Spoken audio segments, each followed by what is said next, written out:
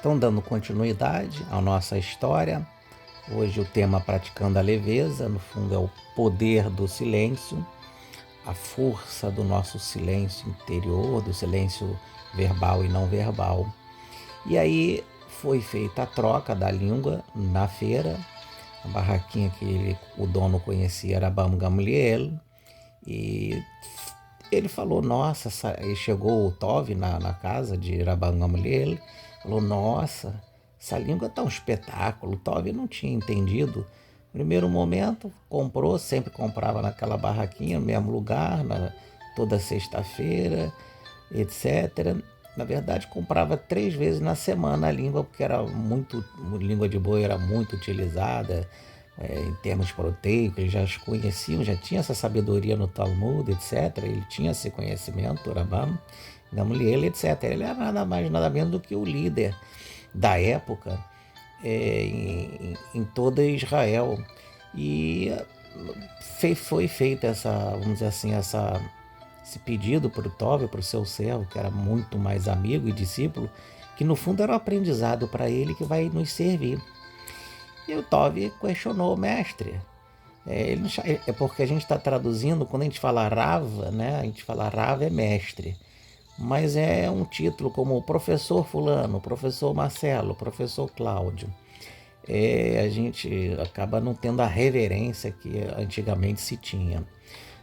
Aqui a gente acaba sendo um mero nome, né, para quem é professor. E diga-se passagem, muito importante a educação, porque ele no fundo estava educando e isso vai servir para educar as gerações. Está essa história conhecida pelo povo de Israel, o devocional israelita, o povo judeu, etc. A gente está adaptando, diga-se de passagem, repetindo, fazendo uma contextualização sobre a força, né, da nossa serenidade, da leveza do nosso, quando a gente não falar e se calar, ou quando falar ser como uma pluma, né, essa imagem de fundo, algo muito leve. A gente tem que ter muito cuidado com a nossa língua, porque esse é o ensinamento que ele trouxe. Ele explicou para ele que depende do uso da língua.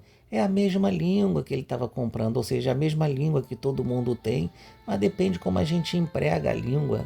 A língua a gente emprega com o chamado Lashon, Lashon HaKodesh ou Lashon Hara. A língua santificada, pura, sublime, ou a língua profana, densa, felina, né, como se diz, etc. A gente usa, porque às vezes a gente diz, não, é verdade. Às vezes a verdade é uma língua felina, uma língua que vai destruir o outro. Então a gente precisa ter muita atenção. É aí que está praticarmos essa leveza na comunicação e da, entre aspas, não comunicação, ou seja, não falar. A leveza está aí, como uma pluma que cai na mão e não pesa.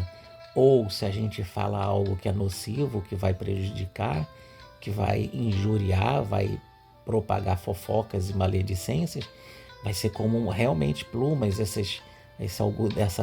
o vento vai levar e não vai ter como voltar, assim já dizia um outro mestre também. Ou seja, a história é bonita nesse aspecto elucidativo e educativo, que a gente possa utilizar essa história no nosso cotidiano, com as interações que a gente tem em família.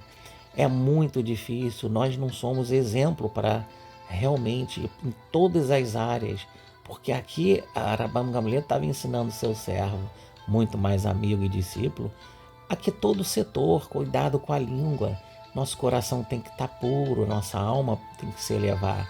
Esse é o processo cabalístico eminentemente, e ele é universal, independe da etnia, povo e religião, até do conhecimento.